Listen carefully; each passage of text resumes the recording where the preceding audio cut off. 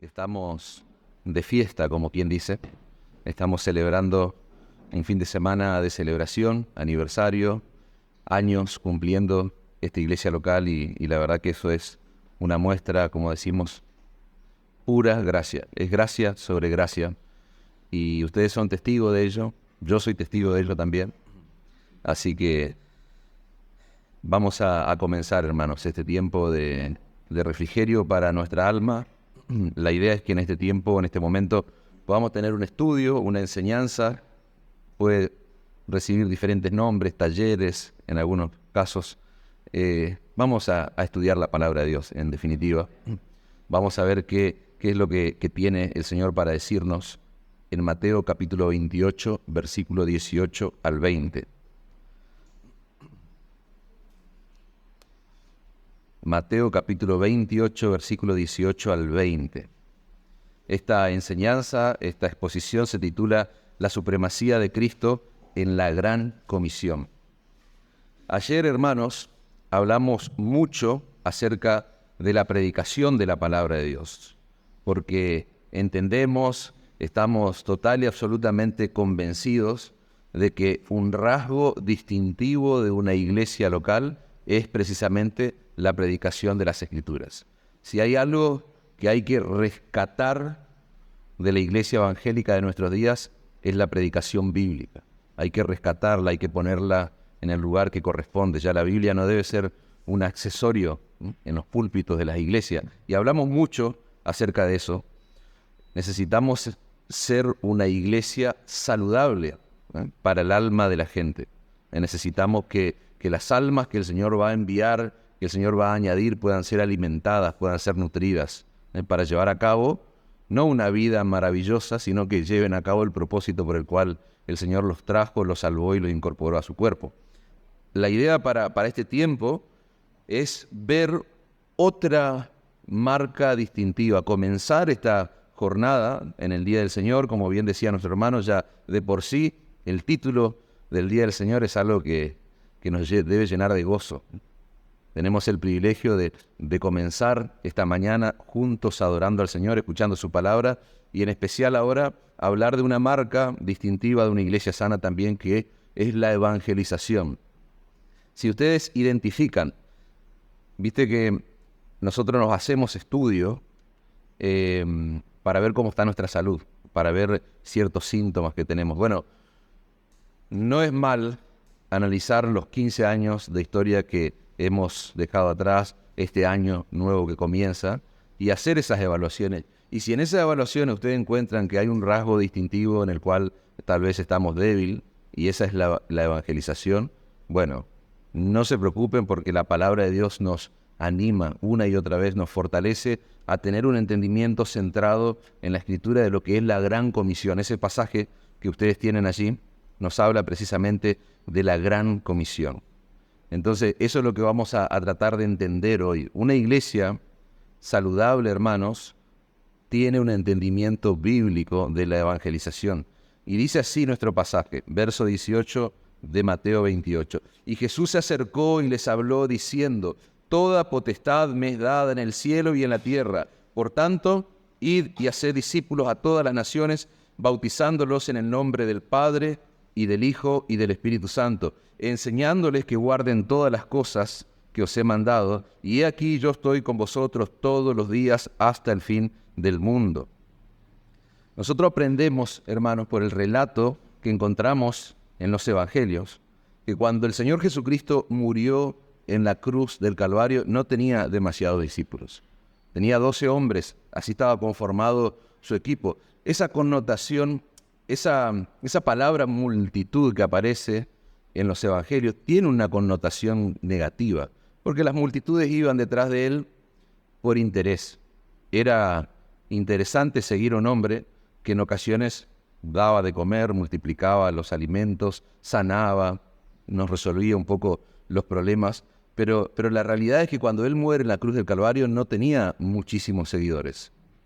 Posterior a su resurrección se añadieron más seguidores que fueron testigos oculares de la resurrección de Cristo. En el libro de Hechos nosotros vemos que después de ascender a los cielos, En el aposento alto, dice Lucas en su relato, que había 120 personas.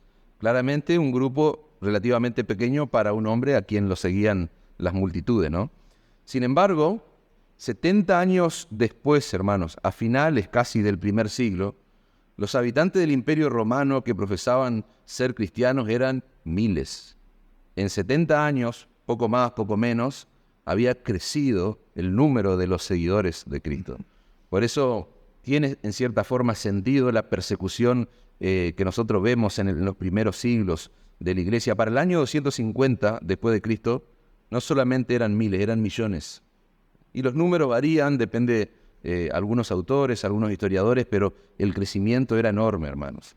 Hay algunos escritos históricos que dicen que para el año 250 después de Cristo, el 40% de los habitantes del Imperio Romano profesaba ser cristiano.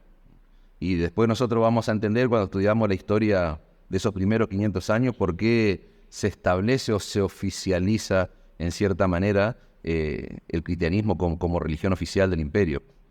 Tal vez nosotros no vamos a encontrar, porque estamos hablando de muchísimos años atrás, no vamos a encontrar cifras exactas, porcentajes exactos, pero es indudable, hermano, que había miles y miles de personas que profesaban la fe en Cristo a pesar de ese contexto de persecución, de sufrimiento que tuvieron que enfrentar esos primeros discípulos desde el principio de la iglesia. Y la pregunta que nosotros podemos hacernos ante esa realidad, ¿qué fue lo que hizo que ese crecimiento de la iglesia sea extraordinario?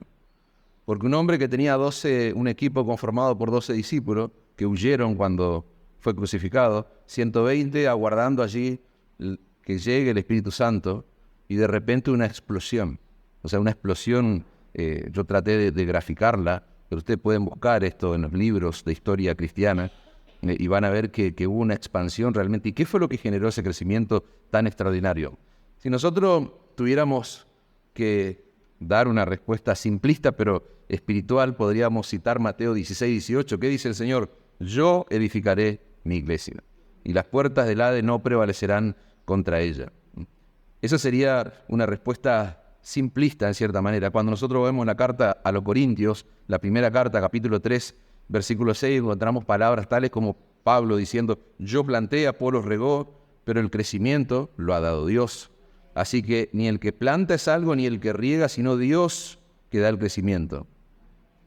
Nosotros plantamos, dice Pablo, otros riegan, pero solo Dios puede dar el crecimiento. Sin embargo, hermanos, nosotros sabemos por las Sagradas Escrituras que Dios usa medios. ¿Por qué digo simplista? Y quiero que me entiendan con esta connotación. Esa es una respuesta simple. Dios, claro, Dios, exacto, la obra es de Él está obrando, llevando adelante su plan, etcétera, etcétera. Pero claro, en la Escritura nosotros aprendemos que Dios va a usar medios para llevar a cabo su obra. Y en este caso particular es indudable, hermano, que estos primeros cristianos tomaron muy en serio las palabras de Jesús en el versículo 18 de nuestro texto, que dice: id y haced discípulos a todas las naciones. Versículo 19. Tengo mal mis anotaciones. En el versículo 19, id y haced discípulos a todas las naciones. Evidentemente, estos cristianos tomaron en serio. Por lo general, hermano, cuando nosotros nos exponemos a esta porción de texto, donde está expresado este tesoro que encontramos en la Biblia acerca de la Gran Comisión, muchas veces nosotros, no sé si te pasa, yo creo que hablo por la gran mayoría, sentimos como un peso enorme. Nos sentimos abrumados por la magnitud que tiene la tarea, por el alcance que tiene esta encomienda, la responsabilidad que se nos ha asignado a quienes, a los discípulos, a los seguidores de Cristo. ¿No te pasa que a veces sentimos culpa por lo poco que estamos haciendo en torno a la Gran Comisión? Yo te pregunto, ¿cuándo fue la última vez que le hablaste a una persona acerca de Cristo y de su Evangelio? ¿Cuándo fue la última vez que hablaste, que pudiste compartir tu fe con un amigo o un compañero de trabajo? ¿Cuándo fue la última vez que invitaste, por lo menos, a alguien a venir a la iglesia? Cuando nos paramos frente a la Gran Comisión, nosotros sentimos culpa. Es un sentimiento que experimentamos, lamentablemente. ¿Por qué? Porque empezamos a ver que estamos haciendo poco. Y en especial si estás sirviendo, en especial si estás involucrado Eso es una alerta, cuidado, porque a veces nos encuadramos dentro de lo que sucede en este mundillo y nos olvidamos que hay gente que está pereciendo y que está caminando hacia una eternidad sin Cristo. Sentir culpa, hermano, en sí mismo no es malo, porque debiéramos sentir una gran carga en nuestro corazón por las personas que nunca han escuchado el Evangelio. Y si yo no estoy predicando en el plano individual, personal, como creyente de esta iglesia local, debiera preocuparme esa situación. Debiéramos sentirnos amonestados, exhortados, a tener un mayor interés por la salvación de los perdidos, porque es una marca distintiva. Repito, hermano, es una marca, es un rasgo, es lo que debe caracterizar a la iglesia de Cristo, el amor por los perdidos. Pero mi intención, hermanos, en esta mañana, en este estudio, al leer la gran comisión expresada en Mateo 28, no es que vos sientas una amonestación pesada, porque eso ya de por sí lo sentimos cuando nos presentamos frente a esta realidad. Yo no quiero que vos sientas una exhortación que es difícil llevarla a cabo. ¿Saben por qué? Porque yo no creo en lo personal que ese haya sido el tono ni la intención de Jesús cuando Él proclamó estas palabras a sus discípulos. Sentir culpa, hermano, no es lo que nos va a mover a predicar el Evangelio, como lo hicieron los creyentes del primer siglo, donde hubo una expansión, un crecimiento extraordinario. Ese crecimiento extraordinario que tuvo la fe en Cristo en el primer siglo, no tuvo su origen en un sentido de culpabilidad de los creyentes de esa época, hermanos. Y es mi deseo, es mi oración y el énfasis de esta enseñanza que nosotros entendamos de una vez por todas como iglesia local, que lo que energiza, lo que vigoriza la evangelización y la obra misionera no es culpa, es un profundo sentido de asombro por el poder, la gloria, la majestad de nuestro Señor y Salvador Jesucristo. Un sentido de asombro, hermanos. No es la culpa lo que te va a movilizar. La culpa por lo general no nos conduce a nada salvo a la salvación en Cristo, cuando nos sentimos culpables de quiénes somos. Pero cuando se trata de ser un discípulo de Cristo, es el asombro por quién es tu amo ahora, quién es tu Señor, quién te rescató. La idea es que vos puedas sentir gozo al presentarte ante una porción de texto como esta, que puedas sentir gratitud por tu preciosa salvación, por nuestra salvación, que podamos sentir amor por los perdidos, que haya una seguridad inalterable, inamovible. ¿En qué cosa? En la promesa de su presencia continua. Él promete no dejarnos solos. Él promete estar con nosotros todos los días hasta el fin del mundo. Así es como debemos pararnos, hermanos, frente a esta encomienda, frente a la gran comisión. Asombro y nuestra confianza arraigada en la promesa del Señor. Esta perspectiva de la gran comisión, hermano, es lo que movilizó en el pasado y debe movilizar ahora a la iglesia de Cristo a llevar el Evangelio a todo lugar, a todo el mundo.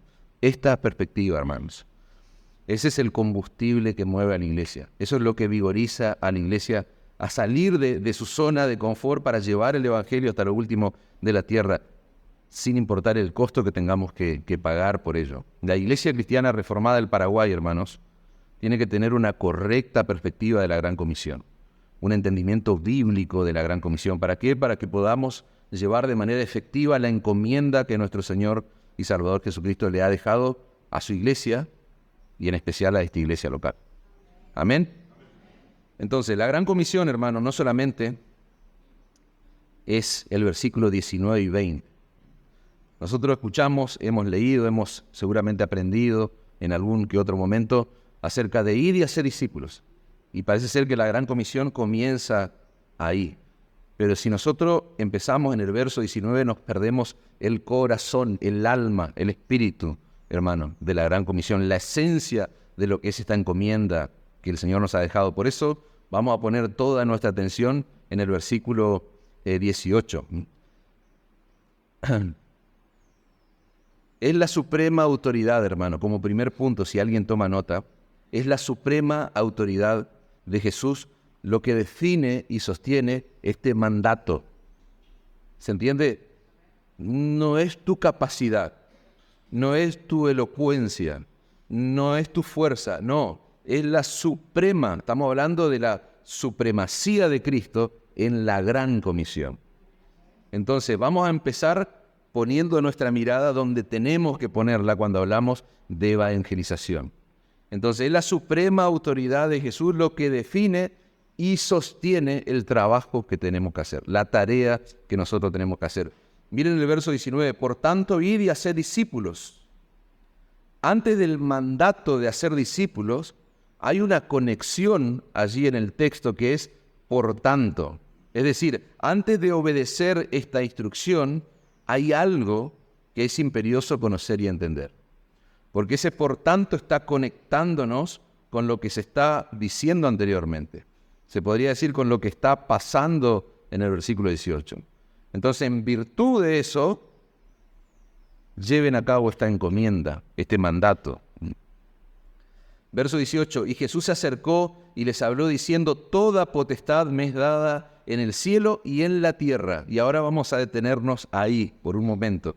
Toda potestad me es dada en el cielo y en la tierra. Ustedes se dan cuenta de la conexión que hay entre la suprema autoridad de nuestro Señor Jesucristo y el cumplimiento de esa misión, de esa gran comisión. Nosotros debemos salir y hacer discípulos a todas las naciones. ¿Por qué? Porque a Jesús se le ha conferido, a Él se le ha dado toda la autoridad en el cielo y en la tierra. Toda potestad me es dada, dice el Señor. Y la pregunta es, ¿quién le ha dado a Jesús esa autoridad? ¿Y para qué se la ha dado? Si nosotros miramos Mateo capítulo 11, versículo 27, dice, todas las cosas me fueron entregadas por mi Padre, y nadie conoce al Hijo sino el Padre, ni al Padre conoce a alguno sino el Hijo, y aquel a quien el Hijo lo quiere revelar. La Nueva Traducción Viviente va a decir, mi Padre me ha confiado todo. Nadie conoce verdaderamente al Hijo excepto el Padre, y nadie conoce verdaderamente al Padre excepto el Hijo, y aquellos a quienes el Hijo decide revelarlo. ¿Te das cuenta el poder y la autoridad, la supremacía de nuestro Señor Jesucristo? Es Dios el Padre quien le ha dado autoridad ¿a quién? A Dios el Hijo. ¿Para qué? Para que Dios el Hijo, nuestro Señor Jesucristo, pueda revelar a su Padre. Juan 3:35 va a decir, el Padre ama al Hijo y todas las cosas ha entregado en su mano. Va teniendo mayor noción en nuestra mente por qué el Señor dice, toda potestad me es dada. Me encanta Juan 3:35, el Padre ama al Hijo y todo. A veces ustedes escuchan que los predicadores dicen la palabra griega que hay detrás. Cuando vos encontrás todo, es todo. En el griego, en el español, significa todas las cosas ha entregado en su mano. El Hijo tiene todo lo que el Padre tiene. El Hijo hace todo lo que el Padre hace, hermanos. Juan 13:3, perdón que lo lleve de un texto a otro, pero es la idea para poder arraigar nuestro entendimiento en este lugar, hermano, en su palabra. Dice Juan 13:3, sabiendo Jesús que el Padre le había dado todas las cosas en las manos y que había salido de Dios y a Dios iba, se levantó de la cena, se quitó su manto, tomando una toalla, se la ciñó, luego puso agua en un lebrillo y comenzó, ¿qué cosa? A lavar los pies de los discípulos y a enjuagarlos con la toalla con que estaba ceñido.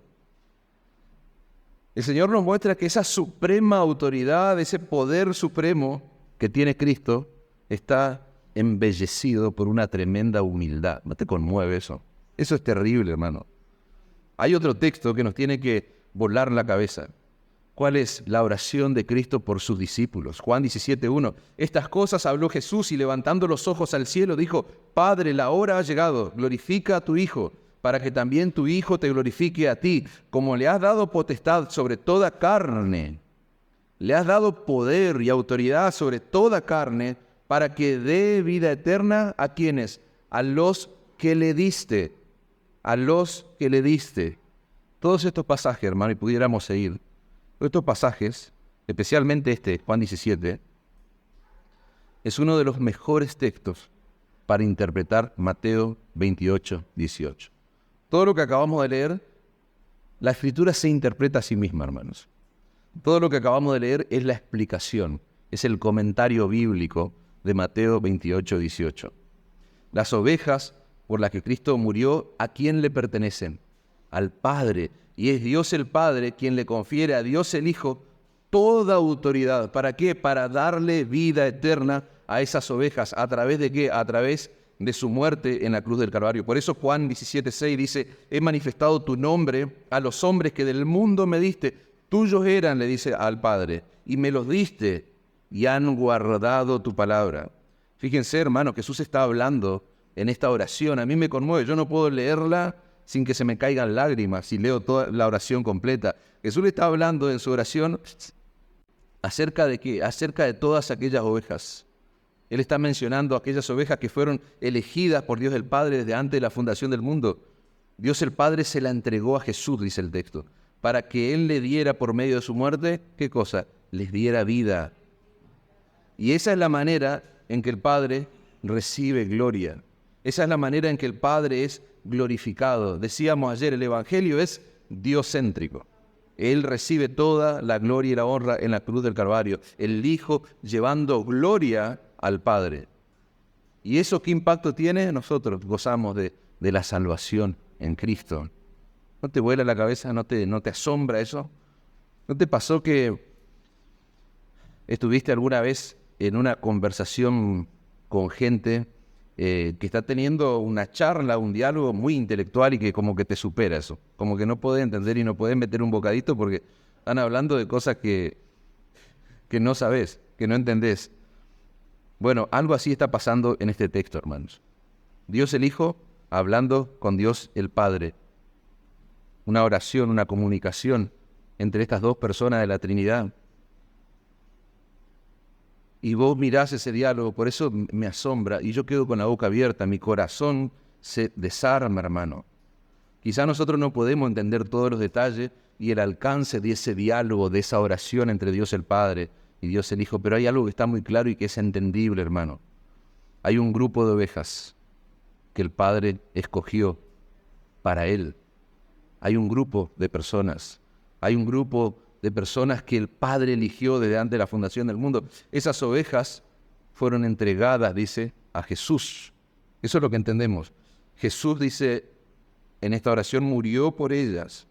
Y el Padre, dice la Biblia, le dio autoridad a Jesús para darle vida eterna a sus ovejas. Lo voy a repetir de nuevo, hermano. Hay un grupo de ovejas que fueron escogidas por el Padre. Esas ovejas fueron entregadas al Hijo y el Hijo muere por ellas. El Padre le da autoridad para darle vida a esas ovejas. Versículo 9 de esta preciosa oración. Yo ruego por ellos, no ruego por el mundo, sino por los que me diste. ¿Por qué? Porque tuyos son. Versículo 16. No son del mundo, como tampoco yo soy del mundo. Santifícalos en tu verdad. Tu palabra es verdad. Como tú me enviaste al mundo, así yo los he enviado al mundo. Versículo 20. Mas no ruego solamente por esto, sino también por los que han de creer en mí por la palabra de ellos, para que todos sean uno, como tú, oh Padre, en mí y yo en ti, que también ellos sean uno en nosotros, para que el mundo crea que tú me enviaste. Yo te pregunto, hermano, ¿acaso puede haber un mayor incentivo para predicar el Evangelio? ¿Puede haber algún mayor incentivo para que nosotros salgamos y proclamemos a Cristo con esto que estamos leyendo, que estamos aprendiendo? Nosotros no sabemos, hermanos, cuáles son las ovejas que Dios el Padre le ha dado al Hijo. No tenemos esa información.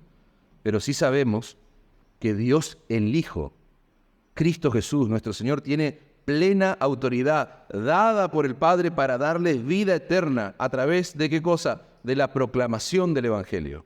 A través de la predicación fiel del Evangelio de las Escrituras. Entonces, ¿qué tengo que hacer yo? Cuando entiendo esto, yo tengo que ejecutar la gran comisión. Tengo que predicar a Cristo y este crucificado. ¿Por qué? Porque yo sé que Él tiene poder y autoridad para darle vida eterna a los que Él quiere salvar.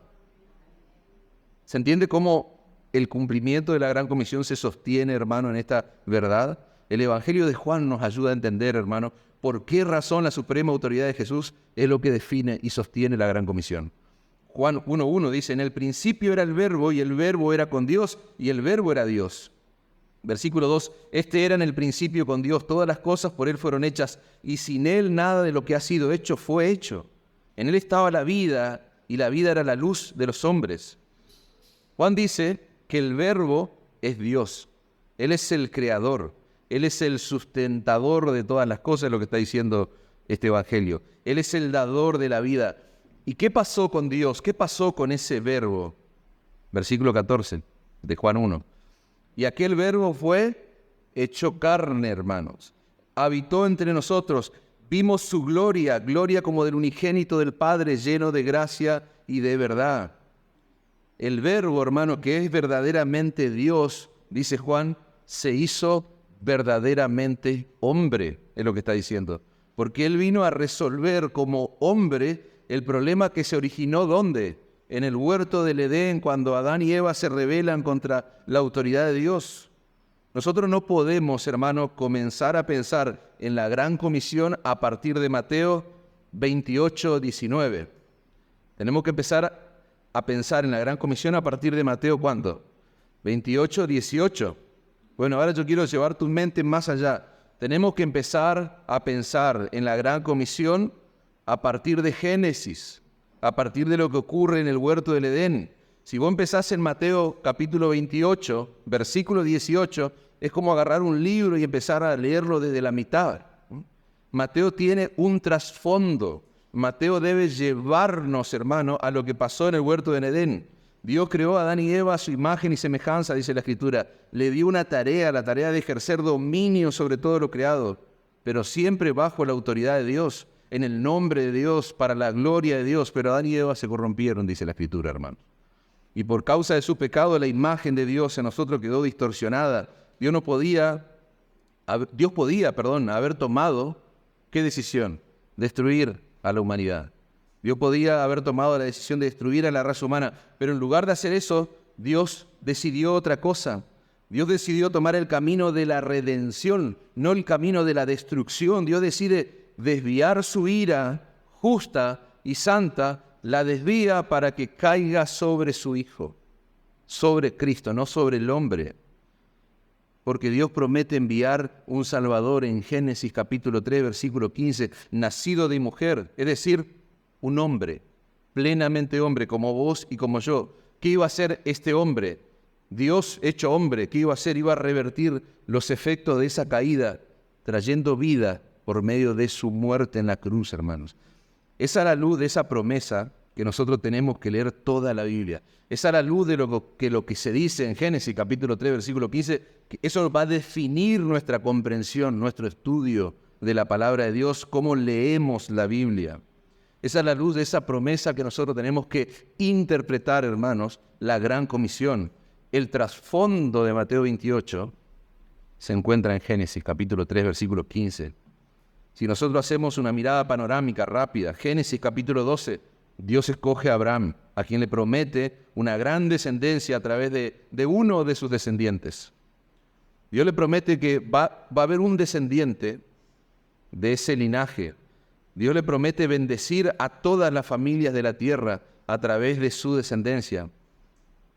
Lo que Adán, hermano, perdió en el paraíso, iba a ser recuperado por uno de los descendientes de Abraham. Gálatas capítulo 3, versículo 16, miles de años después, el apóstol Pablo trae luz, hermano. Dice, Dios ha dado las promesas a Abraham y a su hijo. Y noten que la Escritura nos dice, no dice a sus hijos, estoy leyendo Nueva Traducción Viviente, como significara muchos descendientes, más bien dice a su hijo. Y eso sin duda se refiere a Cristo. Pablo está diciendo en Gálatas 3, hermanos, que este descendiente de Abraham, nuestro Señor y Salvador Jesucristo, obedeció perfectamente la ley de Dios durante toda su vida. Nos redimió de la maldición de la ley. Dice el versículo 13 de Gálatas 3, hecho por nosotros maldición, porque está escrito, es maldito todo aquel que es colgado de un madero. Por eso Mateo comienza su evangelio diciendo en Mateo 1:1, libro de la genealogía de Jesucristo, hijo de David, hijo de Abraham. ¿Se entiende, hermanos? Las Escrituras nos enseñan que Dios no solo descargó todo el peso de su ira sobre Cristo mientras colgaba de la cruz, sino que la extraordinaria grandeza de su poder. Efesios 1:19, obró, dice Pablo, en Cristo cuando le resucitó entre los muertos y le sentó a su diestra en los lugares celestiales, muy por encima de todo principado, autoridad, poder, dominio y de todo nombre que se nombra, no solo en este siglo, sino también en el venidero. Biblia de las Américas. ¿Se dan cuenta? ¿Logro convencerlos, hermanos? La autoridad, el poder y el señorío de Cristo. El Dios que se hizo hombre, hermanos, el Dios que participó de nuestra naturaleza, dice la Escritura, vino a este mundo, habitó entre nosotros. La Escritura dice que Él ahora está en su trono y gobierna sobre todo el universo. ¿Cómo? Como Rey de Reyes y Señor de Señores. Esa realidad, hermanos, esta verdad es lo que vigoriza el cumplimiento de la Gran Comisión. Mi idea era que la palabra de Dios trastorne nuestra cabeza. ¿Para qué? Para que podamos entender cómo se debe vigorizar la Gran Comisión, la evangelización. A Jesús se le ha conferido, dijimos, toda autoridad como Dios y hombre en los cielos y en la tierra. Por lo tanto, es imposible, hermanos, es absolutamente imposible que su plan de redención termine en fracaso. Dios le ha dado toda potestad. Nunca el plan redentor va a terminar en fracaso. Las ovejas que el Padre le dio a Jesús serán llamadas eficazmente por el poder del Espíritu Santo. ¿Estamos convencidos de eso? Bien. ¿Cuándo va a ocurrir eso? Cuando nosotros, personas débiles, como vos, como yo, prediquemos el Evangelio de la cruz de Cristo. Con una confianza, una fe arraigada en el poder, en la autoridad, en la supremacía de Cristo. No existe ningún poder suficiente en todo el universo, hermanos, ni en la tierra, ni en el cielo, que pueda detener el avance de la iglesia de Cristo. ¿Por qué? Porque Jesús es el Señor. Él gobierna sobre todo lo creado. Si toda autoridad le ha sido dada a nuestro Señor Jesucristo, ¿qué vamos a hacer nosotros? Si yo entiendo y estoy convencido de eso, ¿qué vamos a hacer? Vamos a salir. Vamos a salir y vamos a ser discípulos. ¿Y qué implicaciones tiene esto, hermano? Entender esto. ¿Qué implicaciones tiene salir y hacer discípulos? Vayan y prediquen el Evangelio. Es como si el Señor nos está diciendo ahora, vayan y prediquen el Evangelio porque yo soy el Señor. Yo tengo el poder, tengo la autoridad, ninguna oveja se va a perder. Vayan y prediquen. Porque nada ni nadie puede impedir que las ovejas que el Padre cogió, las ovejas que el Padre le entregó, vengan a Él. Vayan y prediquen con esa confianza. No hay gobierno que los pueda detener. No hay gobierno. La historia que nos precede nos muestra eso. Una expansión, un crecimiento exponencial de cristianos, veíamos en el primer siglo. No hay religión humana que pueda detener, que pueda retener a quienes, aquellos que son de Cristo. No importa dónde vivan, es lo que estaría diciendo el Señor. Mis ovejas van a oír mi voz, porque mis ovejas oyen mi voz y me siguen. Mis ovejas vendrán a mí, está diciendo el Señor. ¿Por qué? Porque el Padre me dio el poder y la autoridad para darle vida eterna a todos aquellos que Él ha escogido de la eternidad. Vayan y prediquen. De eso se trata la autoridad de Cristo, hermano, que define y sostiene la Gran Comisión. ¿Por qué la define? ¿Por qué decimos que define? Porque ese es el mensaje que estamos llamados a proclamar, hermanos. Por eso decimos la suprema autoridad de Cristo es lo que define. Yo puedo tener un testimonio interesante. Seguramente acá en medio nuestro hay tremendos testimonios de cómo obró el Señor en su vida, de cómo llegamos a Cristo. Pero evangelizar no es contarle lo dichoso que yo soy ahora a la gente. Eso es maravilloso si podés contar tu historia de vida, si tenés una historia llamativa, buenísimo, pero eso no es evangelizar. Evangelizar, hermano, no se trata de mí. Evangelizar no se trata de mí. Evangelizar consiste en proclamar un hecho histórico. ¿Qué hecho? Lo que Dios hizo hace 2000 años. ¿Dónde? En la cruz del Calvario. En la persona de su Hijo. No fue un ángel, no fue un extraño. No, fue la persona de su Hijo. Lo más valioso del cielo, decíamos ayer. Evangelizar es proclamar que en esa cruz Jesucristo venció, hermano, los poderes de la muerte, los poderes del diablo, el poder del pecado. Evangelizar es proclamar que hay perdón en Cristo. ¿Para quién? Para todo aquel que cree. Evangelizar es proclamar que la tumba de Cristo está vacía. ¿Por qué? Porque Él resucitó. Porque el poder de Dios lo resucitó. Evangelizar es proclamar que Cristo está sentado en su trono, que está lleno de poder, de autoridad, y que un día toda rodilla se doblará y va a confesarlo como Señor. Eso es evangelizar, hermano. Evangelizar es proclamar que Él tiene poder y autoridad para dar vida eterna a los que creen, o para condenar eternamente y para siempre en el infierno a los que lo rechazan. Eso es evangelizar, hermanos. Eso es predicar el Evangelio. La autoridad suprema de Cristo no solamente define la gran comisión, sino que sostiene, decíamos. Es la autoridad de Jesús lo que garantiza el éxito de la gran comisión. Es la autoridad de Jesús lo que garantiza que el plan redentor que Dios está llevando a cabo no va a terminar en fracaso. Mateo 24:14. Y será predicado este evangelio del reino en todo el mundo. ¿Para qué? Para testimonio a todas las naciones. Y entonces, dice el Señor, vendrá el fin. El Señor Jesucristo, hermanos, autoritativamente está afirmando que su evangelio se predicará y nada ni nadie va a impedir que eso suceda.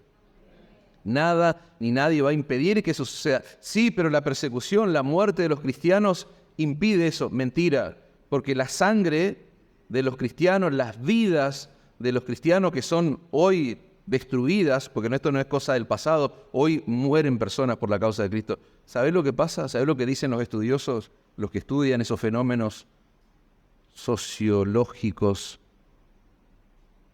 Crece y crece más la fe en Cristo. Dice un autor, es como que la sangre parece ser que es el abono de la iglesia, porque se los matan y siguen creciendo. Se los matan y siguen creciendo. Es la autoridad de Cristo, hermano, lo que sostiene la gran comisión. Nada ni nadie va a impedir que su nombre sea proclamado, que su nombre sea exaltado. Yo edificaré mi iglesia, las puertas del Hades no prevalecerán contra ella, dice el Señor. Su autoridad sostiene la gran comisión, pero podemos, hermanos, caer en la culpa.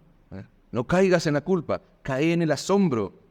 Eso es lo que yo quiero, que vos te asombre, hermano. Podemos proclamar con toda confianza el glorioso mensaje del Evangelio, sabiendo de antemano que al final de la historia todas las ovejas compradas a precio de sangre, de toda lengua, de toda tribu, de toda nación, van a estar en la eternidad proclamando a viva voz lo que dice Apocalipsis capítulo 5, el Cordero que fue inmolado es digno de tomar el poder, la riqueza, la fortaleza, la honra, la gloria y la alabanza.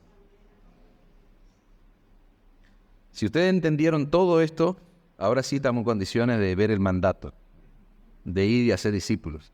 Ahora sí estamos en condiciones de ver la extensión y la profundidad, podríamos decir, de la gran comisión. Mateo 18:19 dice, por tanto, id y hacer discípulos a todas las naciones, bautizándolos en el nombre del Padre, del Hijo y del Espíritu Santo, enseñándoles que guarden todas las cosas que yo os he mandado. Hasta ahí nomás. Anteriormente yo le decía que la obra misionera de Dios no comenzó en Mateo 28. El trasfondo es el huerto del Edén, Génesis. La obra misionera comenzó, hermanos, desde que el pecado entró en el mundo.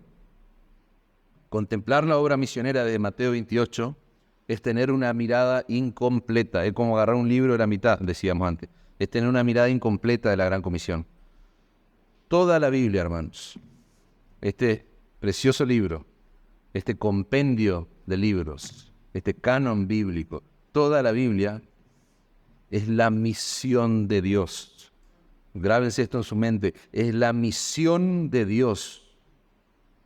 No es la misión de la iglesia. No, es la misión de Dios. Dios elige, Dios escoge, Dios envía a su Hijo. Dios desvía su ira y derrama toda su ira sobre su Hijo en la cruz del Calvario. Dios resucita a su Hijo. Jesús asciende a los cielos. Envía al Espíritu Santo. Y por último, envía a sus discípulos a hacer ¿qué? A hacer más discípulos. Yo lo que quiero mostrarte, hermano, es que rescatar a los perdidos no es primariamente una misión de la iglesia. Es la misión de Dios. Es el trabajo de Dios. Es en lo que Dios está ocupado. Dios continúa edificando su iglesia. La centralidad del Evangelio, decíamos ayer, es Dios. La centralidad de nuestro púlpito, de nuestra proclamación, es Dios. Él es el Dios de la Escritura. Y adivinen qué, la centralidad de la evangelización, ¿quién es? El pastor, los miembros. No, sigue siendo Dios, hermano. El Señor nos dijo, edifiquen ustedes mi iglesia. Edifíquenla ustedes mi iglesia.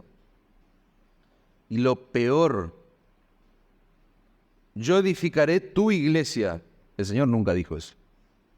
No dijo, edifiquen ustedes mi iglesia y peor aún, tampoco dijo, yo voy a edificar tu iglesia.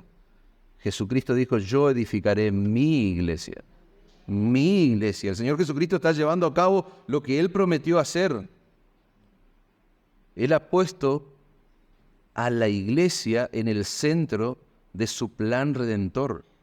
Fíjate, es la misión de Dios, es Dios llevando a cabo un plan redentor, y en el centro de ese plan Él pone a la iglesia, hermanos.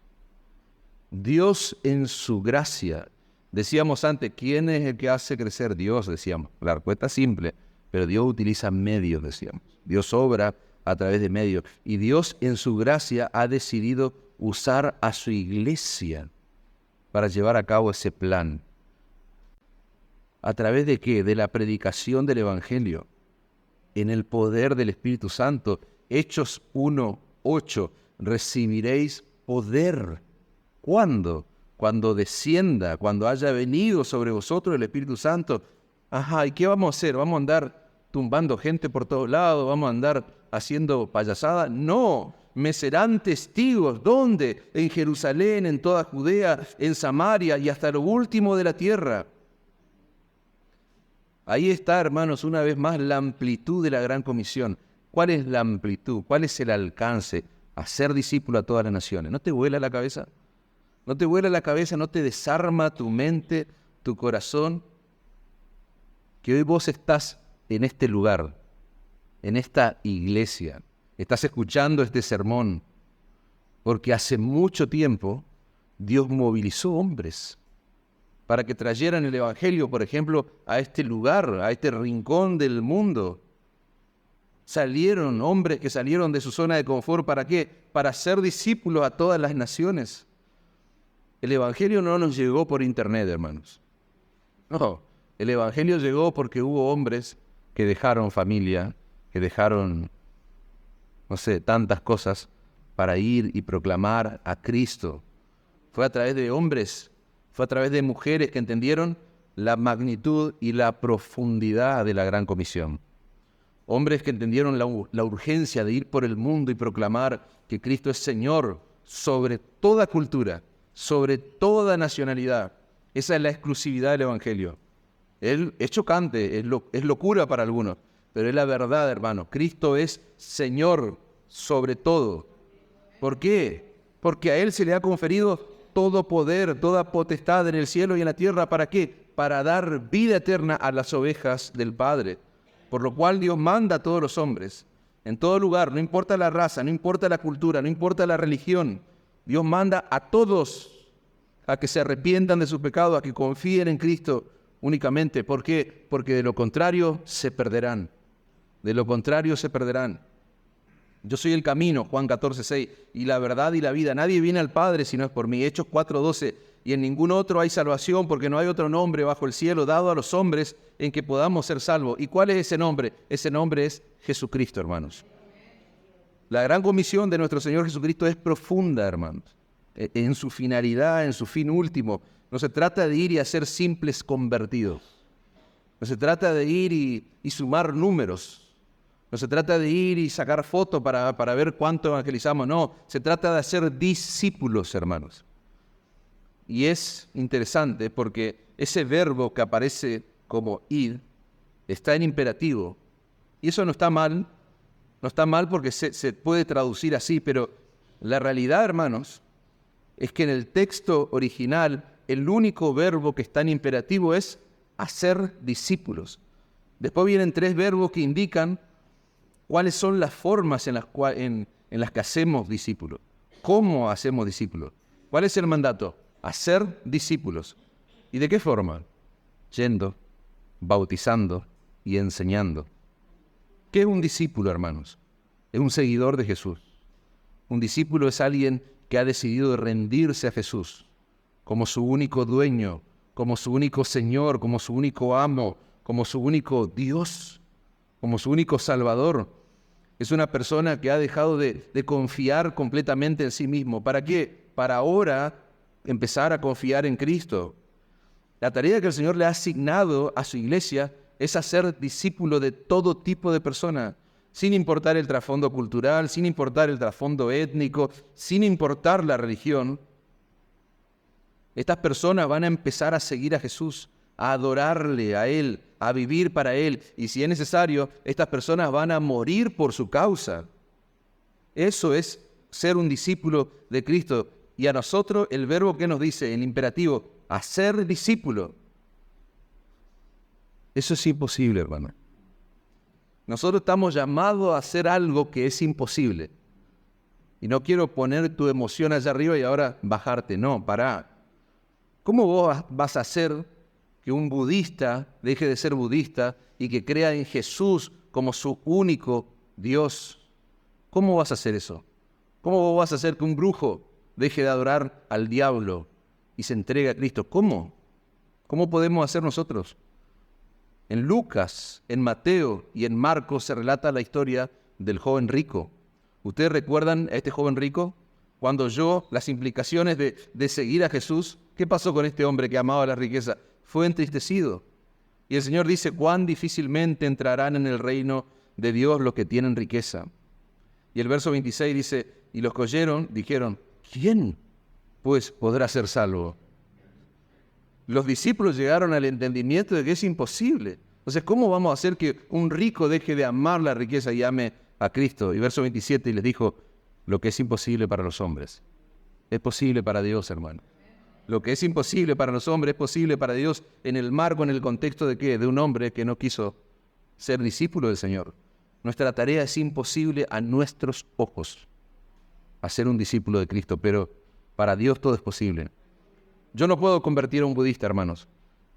Él sí lo puede hacer. Yo tengo que proclamar a Cristo. Yo no puedo convertir a un brujo. Yo no puedo convertir a un musulmán. Yo no puedo convertir a una prostituta. Yo no puedo convertir a quien se te ocurra. Pero Él sí, porque para Él todo es posible, hermanos. ¿Cómo hacemos discípulos? Decíamos, hay un verbo que está claro y después el Señor desarrolla la forma en cómo vamos a ser discípulos. En primer lugar, saliendo, decíamos antes, de nuestra zona de confort.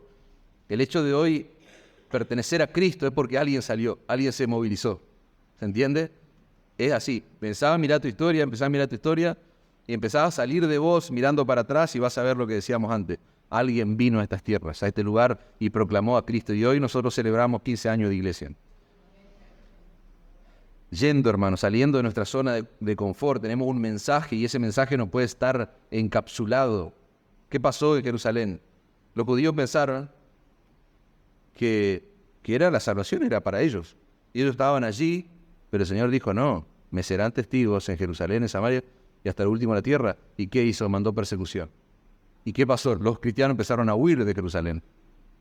Y el mensaje es esparcido, empieza a crecer exponencialmente. Dios manda la persecución para que deje de estar encapsulado en un lugar. Que el mensaje del Evangelio no esté encapsulado en esta iglesia local, hermanos. Que no esté encapsulado acá, en estas 4 paredes. No, salgan, hermanos, de su zona de confort.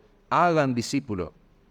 Ayer me humillaba, hermanos. Estábamos ahí cenando con el pastor Mancuello y me contaba de la tarea que hacen. A la medianoche estábamos cenando, estábamos con las panzas llenas a nosotros, pero había un grupo de hermanos, creo que él inclusive, que van a hospitales a visitar gente que sale de su zona de confort un sábado en la noche. No sé qué hacen acá los sábados en la noche, pero allá los cristianos en Argentina disfrutamos el sábado, aprovechamos en familia, amistad. Pero acá hay gente que está saliendo de su zona de confort y va a donde están las personas probablemente más necesitadas para escuchar el mensaje glorioso del Evangelio, hermanos. Lucas 24:46, así está escrito y así fue necesario que el Cristo padeciese y resucitase de los muertos al tercer día y que se predicase en su nombre el arrepentimiento y el perdón de pecado en todas las naciones, comenzando desde Jerusalén. En Hechos 26, hermano, Pablo está contando cómo fue su conversión y cómo Dios lo llamó para que predicara el Evangelio. Dice el versículo 16 de Hechos 26, levántate y ponte sobre tus pies, porque para esto he aparecido a ti, para ponerte de ministro y testigo de las cosas que has visto y de aquellas en que me apareceré a ti. Verso 17, librándote de tu pueblo, de los gentiles, a quienes ahora te envío, para que abras sus ojos, para que se conviertan de las tinieblas a la luz y de la potestad de Satanás a Dios, para que reciban por la fe que es en mí perdón de pecado y herencia entre los santificados. Eso dice Hechos 26, 16. ¿Ustedes saben qué dice Hechos 29? ¿Qué dice Hechos 29? No existe, hermano, no está. Se está escribiendo.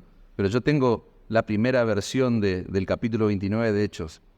Iglesia Cristiana Reformada del Paraguay, dicen. Levántate, ponte sobre tus pies, predica en su nombre el arrepentimiento y el perdón de pecado. ¿A quiénes? A todas las naciones, comenzando ¿de dónde? Desde Encarnación. Y perdón la ignorancia, puse nombres acá, desde Posadas. Me puse a mirar a ver cómo está emplazada Encarnación y qué hay a derecha, izquierda. Bueno, Posadas, desde Encarnación, desde Posada, desde San Juan del Paraná, de Cambiretá, de Capitán Miranda, Carmen del Paraná, y hasta lo último de la tierra, lo que el Señor le estaría diciendo a esta iglesia local. Desde acá hacia todo el mundo. ¿Cómo hacemos discípulos? Yendo, proclamando el Evangelio y algo más, bautizando a los creyentes en nombre de Cristo, en nombre del Padre, del Hijo y del Espíritu Santo. Bautizamos en el nombre del Padre porque el Padre fue quien nos escogió de antes de la fundación del mundo. Bautizamos en el nombre del Hijo porque el Hijo fue quien nos sustituyó en la cruz del Calvario, pagando por nuestros pecados. Por eso bautizamos en el nombre del Hijo a un creyente. Bautizamos y lo hacemos también en el nombre del Espíritu Santo porque es el Espíritu Santo de Dios el que abrió nuestros ojos, nuestro entendimiento, quien aplicó eficazmente el Evangelio a nuestro corazón. Si vos sos un verdadero creyente y pertenecés, congregás en esta iglesia y aún no te bautizaste, no lo postergues. Bautizarse para un verdadero creyente no es una opción. No es una opción para un discípulo de Cristo. Es por medio del bautismo en agua que un creyente viene a formar parte de la iglesia local del Señor. ¿Cómo hacemos discípulos? Yendo, proclamando el Evangelio, bautizando a los creyentes, pero hay algo más, enseñándoles a guardar todo lo que Él nos ha mandado. Yo quiero llevar tu mente y tu corazón a Isaías capítulo 6. El Señor le permite al profeta ver su gloria y de repente Isaías dice lo siguiente, verso 5, capítulo 6, verso 5. ¡Ay de mí que soy muerto, porque siendo hombre inmundo de labios y habitando en medio de un pueblo que tiene labios inmundos, han visto mis ojos al Rey, Jehová de los ejércitos! Pero miren lo que hace Dios. Y voló, dice, hacia mí uno de los serafines, teniendo en su mano un carbón encendido, tomado del altar con unas tenazas. Y tocando con él sobre mi boca, dice el profeta, yo dije, he aquí, esto tocó tus labios, es quitada tu culpa, le dice Dios, es limpio tu pecado. Acto seguido, ¿qué pasa? Dios le permite a este hombre, a este profeta, escuchar un diálogo, una conversación entre las personas de la Trinidad. Versículo 8. Después oí la voz del Señor, que decía, ¿a quién enviaré? ¿Quién irá por nosotros? Un diálogo entre la Trinidad. Entonces respondí yo, heme aquí, envíame a mí, dice el profeta. Fíjate qué interesante, hermanos. Isaías responde de esa manera. ¿Por qué? Porque dice que hubo un carbón encendido que tocó su boca y Dios le dice, es quitada tu culpa y limpio tu pecado. Yo quiero llevarte a pensar en esta imagen que este hombre está teniendo y que pensemos, imaginémonos dos escenarios posibles. Si Isaías hubiese escuchado esa conversación de Dios antes de haberse sentido destruido por sus propios pecados al ver la gloria de Dios, quizás él hubiese dicho, cuando escucha esta conversación, Señor, acá estoy disponible. Ese es un escenario. ¿Qué hubiera pasado, hermanos, si Isaías escuchaba esa conversación entre la Trinidad? Si hubiese visto la gloria de Dios, si hubiese visto su miseria, pero no hubiese recibido el perdón de sus pecados. Tal vez Isaías hubiese respondido a la pregunta, no, Señor, no a mí, no. Yo soy un hombre de labios inmundos, yo soy un pecador, yo no puedo hacer eso, no puedo cumplir con esa encomienda. Pero Dios le permitió a Isaías escuchar esa conversación luego de haber visto la gloria de Dios, luego de haber sentido el peso de su pecado y luego de haber recibido el gozo del perdón, hermano. Es quitada tu culpa. Es después de todo eso que Dios pregunta, ¿a quién enviaré? ¿Quién irá por nosotros? Y da el profeta Isaías esta tremenda respuesta. El perdón de sus pecados fue la razón de su respuesta. Heme aquí, Señor, envíame a mí. Amén. Conclusión, hermanos. La Gran Comisión es el medio a través del cual Jesús está cumpliendo la promesa. ¿Qué promesa? Yo edificaré mi iglesia. No tú edifica mi iglesia. O yo edificaré tu iglesia. No. Yo edificaré mi iglesia. No se trata simplemente de salvar individuos. Repito, hermanos, y quiero cerrar con esta conclusión y tocar un tema que tal vez es relevante para ustedes, quizás no, pero yo quiero llevar a la iglesia local, creo que están todos hoy, quiero llevarlo a pensar desde este lugar. El Señor dice, yo edificaré mi iglesia. Y cuando hablamos de un entendimiento bíblico de la Gran Comisión, no estamos hablando simplemente de salvar individuos. ¿El Señor va a venir a buscar individuos? No. ¿Qué va a venir a buscar el Señor? ¿Qué cosa? A su iglesia. Una iglesia que Él está limpiando, que Él está purificando. Una iglesia pura, sin mancha, dice el Señor. Y yo quiero plantearles esto desde esta perspectiva, hermano. La Gran Comisión no consiste en salvar individuos de manera aislada. La Gran Comisión consiste en establecer iglesias. Repito, consiste en establecer iglesias, que a su vez seguirán estableciendo otras iglesias, donde el Evangelio va a ser predicado, donde los creyentes van a ser bautizados y donde los creyentes van a ser alimentados con la palabra de Dios. Haz este ejercicio rápido. Lleva a cabo la Gran Comisión fuera del marco de la iglesia local. ¿Cómo haces? O sea, ¿cómo yo voy, predico, hago discípulos, los bautizo y les enseño? Arréglense. Fuera del marco de la iglesia de Cristo, pero no la iglesia universal, la iglesia local. Fuera del marco de la iglesia local es imposible llevar a cabo la Gran Comisión, hermanos. La estrategia, hablábamos con nuestro hermano que me traía, el hermano Franco. Cuando nosotros nos paramos delante de la Gran Comisión, no hay pragmatismo, no hay ideas novedosas de cómo nosotros podemos crecer, no. Lo que define, lo que sostiene es la supremacía de Cristo, dijimos hoy. Pero si queremos usar esa palabra estrategia, y permítanme usarla, no me gusta porque se ha mal usado en el contexto evangélico, pero si ustedes me permiten, la estrategia del Nuevo Testamento para la extensión del reino de Dios es la plantación de nuevas iglesias, hermanos. La Gran Comisión es imposible llevarla a cabo sin la plantación de iglesias bíblicas. No hay nada en este mundo, hermanos, que tenga un alto impacto, que tenga un mayor impacto, que sea consistente en la extensión del Evangelio que el inicio de nuevas iglesias de Cristo. No hay programa evangelístico, por más bueno que te lo vendan, no hay ministerios para eclesiásticos, no hay consultores congregacionales. ¿Sabes lo que es un consultor congregacional? Es una especie de coach que, por ejemplo, podemos llamar en esta iglesia y que nos coachee, que nos mentoree, que nos tire ahí algunos tips. No, eso es basura, hermanos.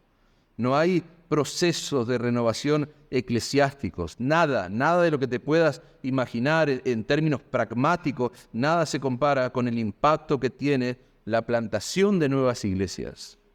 La plantación de nuevas iglesias. Nosotros trabajamos en el Gran Buenos Aires, estamos trabajando con un grupo de hermanos, orando, trabajando ardientemente para que se pueda plantar una iglesia bíblica, una iglesia reformada en ese lugar. Y vos vas al conurbano, vas al Gran Buenos Aires y vos vas a decir, ¿iglesia? Si haces Cada 2 cuadras hay una iglesia. Cada 2 cuadras hay iglesias que están enfrentados en todo lo que es el conurbano. Hay iglesias, dos iglesias tal vez en una misma cuadra. ¿Para qué plantamos iglesias? Claro, hermano, lo que pasa es que hay muchos lugares que tienen el rótulo de iglesia, pero no son verdaderas iglesias de Cristo.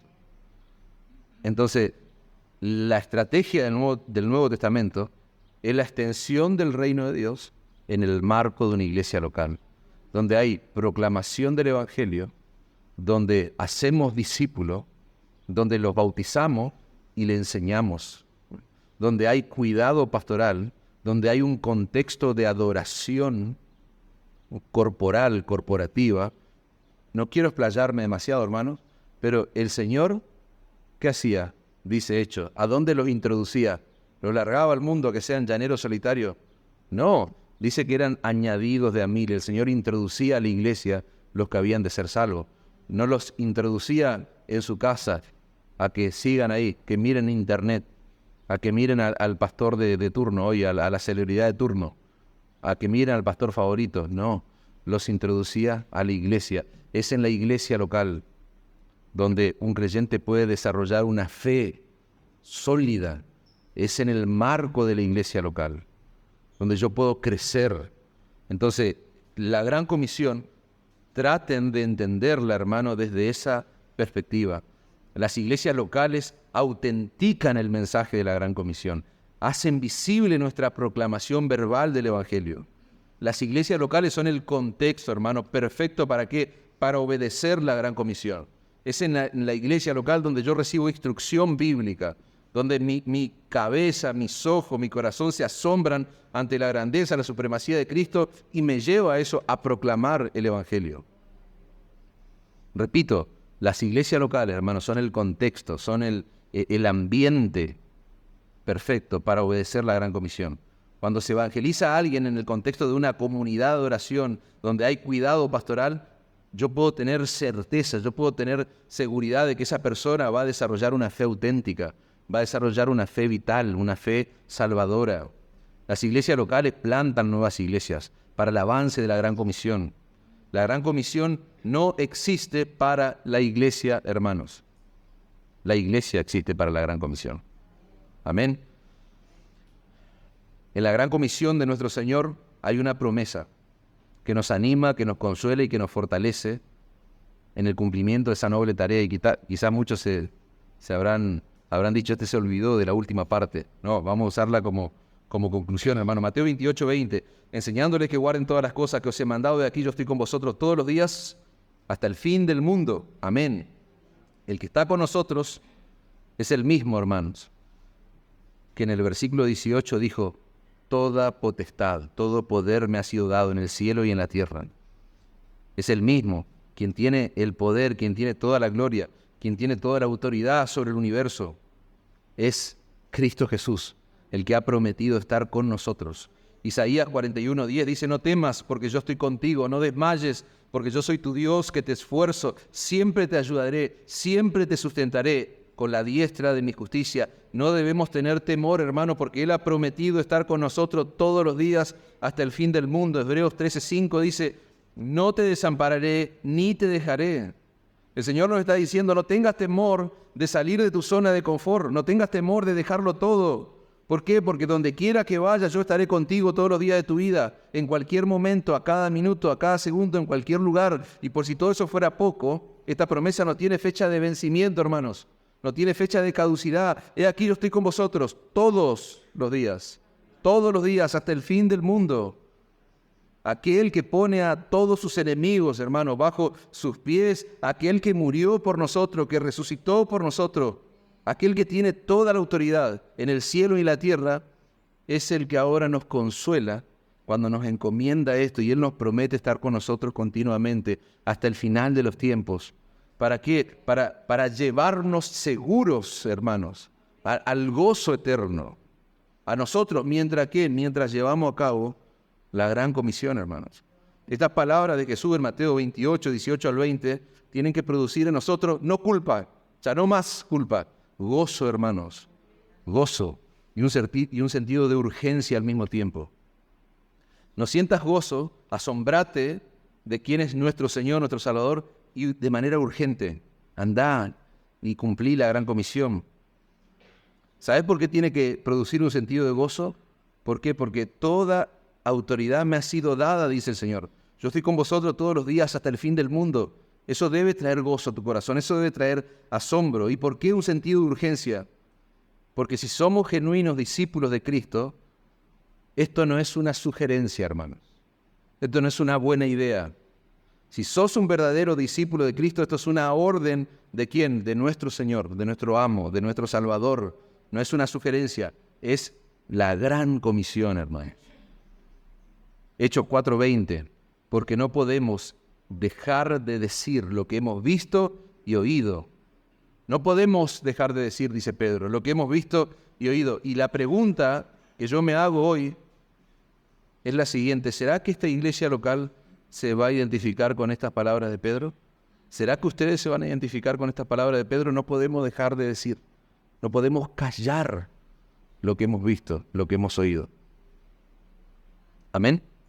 Oramos, hermanos. Señor, gracias por tu amor, gracias por tu cuidado, gracias por tu poder, Señor, que nos asombra, nos vigoriza, nos fortalece. Ayúdanos en esta noble tarea, Señor, de llevar a cabo la proclamación del Evangelio.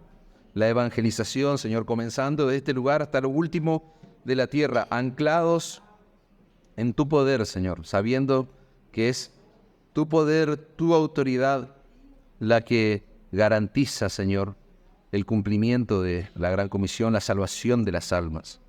Señor, ayúdanos. Somos débiles, pero no queremos sentir culpa, queremos sentir asombro cuando nos exponemos al texto de la palabra de Dios. En el nombre de Jesús oramos, desde ahora y para siempre. Amén.